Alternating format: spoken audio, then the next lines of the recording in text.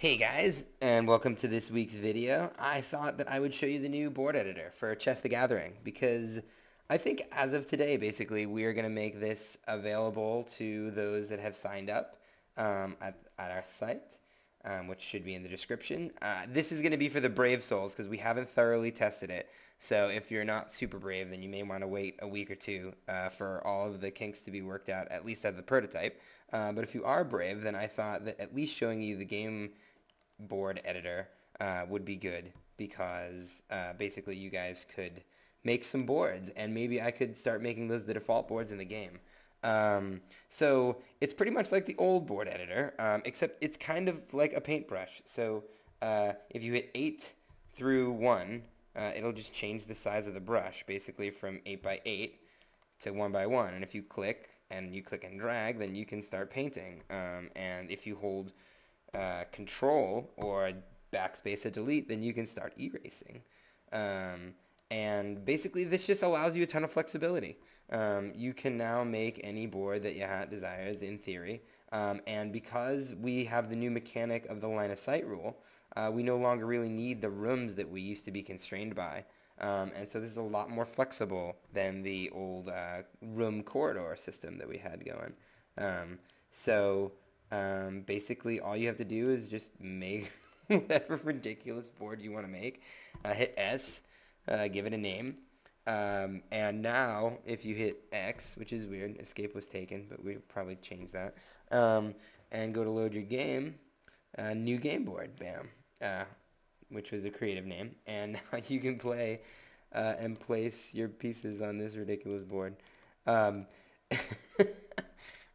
don't know what it is. So basically, I have what I was talking about before is default boards. So I went and added some default boards.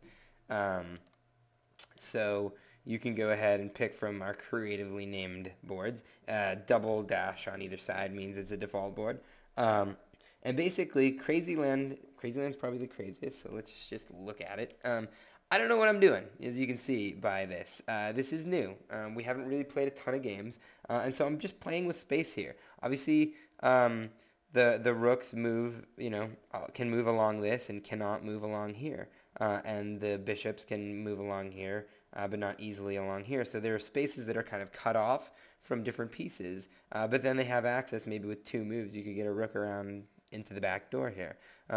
And so this might be fun. This might be a horrible map. It's really hard to say.